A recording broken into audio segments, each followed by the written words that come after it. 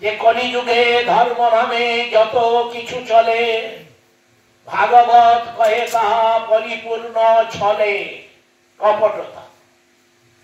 প্রত্যেকটি মানব কিছু না কিছু ধর্ম করে থাকে কিছু অর্থ পাওয়ার জন্য, সুখের জন্য। ধর্ম করার প্রয়োজন হতো তাহলে ভগবত গীতা আজকেও প্রত্যেক নবদ্বীপবাসীর প্রত্যেকের কানে কানে যেন আমি এই করজোড়ে প্রার্থনারত অবস্থায় তাদেরকে জানিয়ে দিতে চাই সেই গীতার বাণী। ভগবান নিজ মুখে বললেন সর্বধর্মান পরিত্যাজ্য, সমস্ত ধর্মকে তুমি পরিত্যাগ করো। কি আশ্চর্য! ধর্ম রক্ষা করবার জন্য যিনি এসেছেন, জগতে এসে থাকেন, তিনি বলছেন সর্বধর্মান পরিত্যাজ্য। কেন তিনি বললেন সমস্ত ধর্মকে পরিত্যাগ করা উচিত? তাহলে কি করব? ধর্মস্য বিনা মনুষ্য পশুভীর সমান করা হয়েছে। ধর্ম বিনা মানুষের জীবন পশুর মতো। তাহলে ভগবান কি আমাদের পশুর মতো জীবন যাপন করার জন্য উপদেশ দিয়েছেন? প্রশ্ন আসতে পারে। একদিকে বলছেন ধর্মস্য তত্ত্ব নিহিত গুহায়া, ধর্ম তত্ত্ব একেবারে গুফার মধ্যে লুকায়িত আছে। অন্যদিকে বলছেন সর্বধর্মান পরিত্যাজ্য, কি করবে কি? আবার বলছে ধর্ম ছাড়া মানুষ পশু ছাড়া অন্য কিছু নয়। এন কি কর্তব্য অবস্থায় জীব কোনটা বেছে নিবে? ধর্ম বেছে নিবে না ধর্ম বেছে নিবে না পাপ কর্ম বেছে নিবে? কি করবে? তিনি একমাত্র বলছেন মামেকং শরণং ব্রজ। এইটুকু মনে রাখবেন, মাম একং শরণং ব্রজ। আমি একা, একমাত্র আমাকে, একমাত্র আমার চরণে তুমি শরণ নাও। শরণ মানে কি? একমাত্র আমার চরণে তুমি শরণ নাও। আমরা শরণাগত হতে চাই, আমরা কাহারও শরণাগত হতে চাই না। নিজের শক্তি, বুদ্ধি, জ্ঞান, যোগ্যতা, বৈরাগ্য সমস্ত কিছু নিয়ে আমরা নিজেকে স্বয়ং সম্পূর্ণ মনে করে থাকি। কিন্তু তাহার একান্ত ভক্তগণ বলেছেন সরঙ্গ শরণাগতি হইবে যাহার, তাহার প্রার্থনা শুনে শ্রী শচী কুমার। নন্দকুমার তো তার প্রার্থনা শুনে কোথায় পাবো নন্দকুমারকে? নন্দকুমারকে পাওয়ার জন্য আমাকে বৃন্দাবন যেতে হবে। বৃন্দাবন গিয়েও কি পাবো? তিনি তো দাপর যুগে এসেছিলেন নন্দকুমার রূপে, এখন তো তার লীলা অপ্রাকট্য। তাহলে কাকে গ্রহণ করো? সরঙ্গ শরণাগতি হইবে যাহার, তাহার প্রার্থনা শুনে শ্রী শচী কুমার। রূপ রঘুনাথ পদে দুহু দন্তে তিন করি, এই দিন দাস পড়ে, এই দিন দাস পড়ে দু পদ। শরণাগতি, শরণাগতি ছাড়া আমরা কোনদিন সুখ পেতে পারি। আমাদের সুখ না পাওয়ার প্রথম এবং অন্তিম কারণ আমরা কাহারও শরণাগত হতে চাই না, কাহারও আনুগত্য হতে চাই না। আমরা সবাই সব বুঝে বসে আছি, সবই আমরা বুঝি, কিন্তু নিজ শক্তি, নিজ বুদ্ধি, যোগ্যতার বলে যতদিন পর্যন্ত আমরা সব কিছু বুঝে আছি, মনে রাখি, ততদিন পর্যন্ত আমরা সেই মায়াগ্রস্ত জীবের মতো ছটফট করতে থাকি। যতক্ষণ ভগবানের সান্নিধ্যে জীব আছে ততক্ষণ সেই কলহংসের মতো, মৎস্যের মতো জলে পেছনে মিল, জলে মিল যেন খেলা করে থাকে। সেই মিল যখনই তোলা হলো, সে চেষ্টা করছে সুখের জন্য। প্রত্যেকটি ক্রিয়ে, প্রত্যেকটি মানুষ মনে করছে আমি সুখ পাবো, আমাকে সুখের অনুসন্ধান করতে, প্রত্যেকটি কর্মের মাধ্যমে সকাল থেকে সন্ধ্যা পর্যন্ত, আবার সন্ধ্যা থেকে সকাল পর্যন্ত। কিন্তু হায়, শ্রীমদ ভাগবতমে সাক্ষাৎকার মৈত্রেয় বিদুর সংবাদের মাধ্যমে যে সুখেন কর্মাণি করতি লোকে, এই সংসারে সমস্ত মানব সুখের জন্য কর্ম করতেছে, কেন কেন তার দুঃখ নিবৃত্তি হয় না? একবার মনে আসে না? সুখের জন্য সুখেন কর্মাণি করতি লোক। প্রত্যেকটি মানুষ যে পাপ কর্ম করছে, যে ধর্ম করছে, যে সদাচরণ করছে, যে অসদাচরণ করতেছে, প্রত্যেকের উদ্দেশ্য যেন সুখে থাকে। কোন শক্তি তার সুখটাকে ছিনিয়ে নিয়ে যায় বুঝবার অনুভব করেছি না, তা বোঝাও যাবে। বড় রহস্যই জীবন।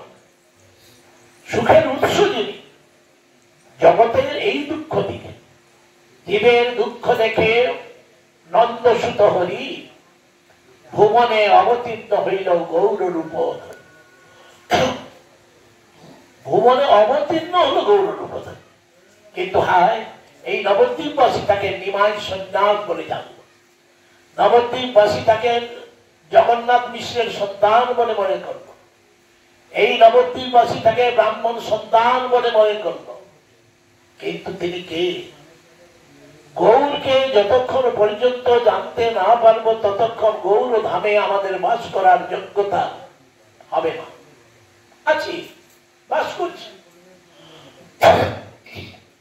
কেমন বাস করছি? শুধু দেহ সুখ লাগে।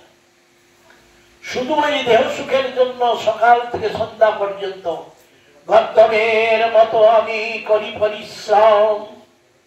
কার লাগি এত করি না ঘুচিল ভ্রম।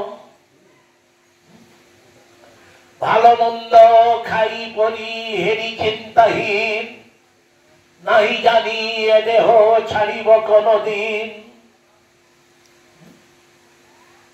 ভালো মন্দ খাই পরি হেরি চিন্তাহীন। নাই জানি এ দেহ ছাড়িব কোনদিন। কোনদিন জানো? কোনদিন বুঝতে পারবো না এ দেহ কোনদিন ছাড়বো, ছেড়ে কোথায় যাবে। প্রত্যেকটি গৌর সুন্দরের কৃতে প্রথম কৃপার সোপান হচ্ছে সনাতন শিক্ষা। মুসলমানের দরজায়, মুসলমানের দরবারে প্রধানমন্ত্রী ছিলেন তিনি। গৌর সুন্দরকে জিজ্ঞাসা করে দিচ্ছেন কে আমি। গৌর সুন্দর একবারও বলেন নাই তুই তো একটা মানুষ, তুমি জানো না? তুমি জানো না মুসলমানের দরবারে প্রধানমন্ত্রী ছিলেন না? কেন এসেছেন? কেন এসেছেন গৌর সুন্দর এই সংসারে? কলিযুগে, কলিযুগে কোনো অবতার নেই।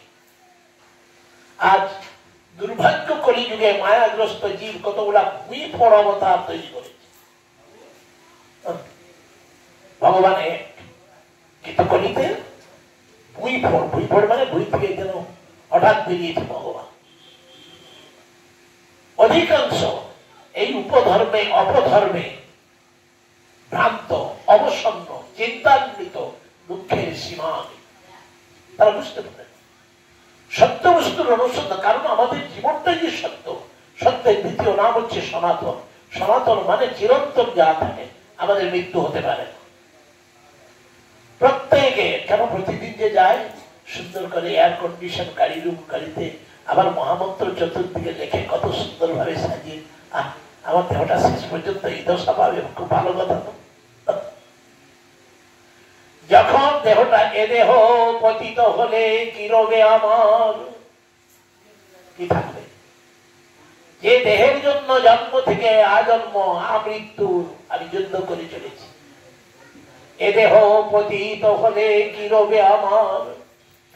কেহ সুখ নাই দিবে পুত্র পরিবার, শ্মশানে শরীর মোর পড়িয়া রহিবে। বিহঙ্গ পতঙ্গ তাহে বিহার করিবে। কুকুর শিগাল সব আনন্দিত হয়ে তারা মহোৎসব করিবে আমার এই দেহ লয়ে। যে দেহের এই গতি তার অনুগত সদা সর্বদা। এই দেহ সুখের জন্য প্রত্যেকটি মানব আজকে চিন্তান্বিত। জড় জড় তাপ। তাই সনাতন জিজ্ঞাসা করি, তাই প্রভু সনাতন শ্রীমন মহাপ্রভুর শ্রীচরণে একান্ত শরণাগত জিজ্ঞাসা করেছেন আমি কে।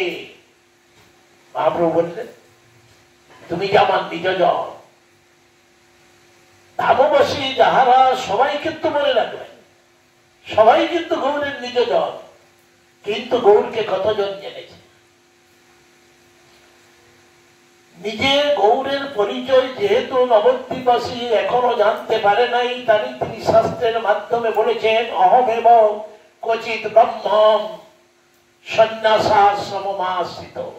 হে ব্রাহ্মণ, কোন এক কলিতে আমি ব্রাহ্মণ কুলে জন্মগ্রহণ করে ভগবানের প্রতি ভালোবাসার যে কর্ম, কি করে ভগবানকে ভালোবাসতে হয়, হরি ভক্তি গ্রাহয়ামি।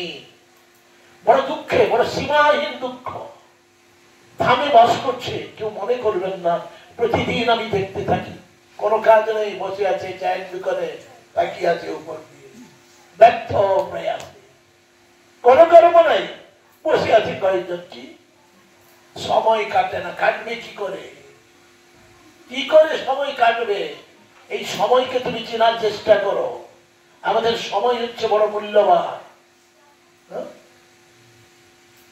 গৌর সুন্দরের কৃপা না পাওয়া পর্যন্ত সময়ের তুমি অপচয় করো, ব্যর্থকাল। আর গৌরের আনুগত্যে একান্ত শ্রীপাদ বিশ্বনাথ চক্রবর্তী ঠাকুর তিনি বলেছেন অব্যর্থ কালোত্তম, ব্যর্থে কাল কাটাইও না।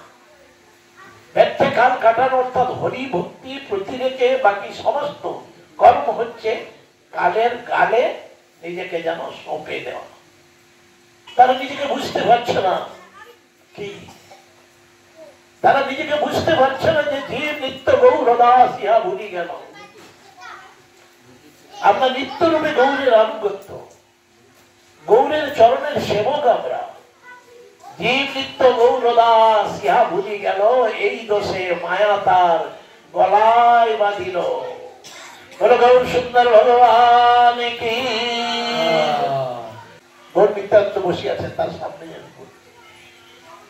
যেদিন পর্যন্ত, যতদিন পর্যন্ত গৌর সুন্দরের সঙ্গে আমাদের যে নিত্য সম্বন্ধ, সেই সম্বন্ধ জ্ঞান গৌরের নিজজনের কৃপা ছাড়া ইহা কোনদিন আমরা লাভ করতে পারবো না।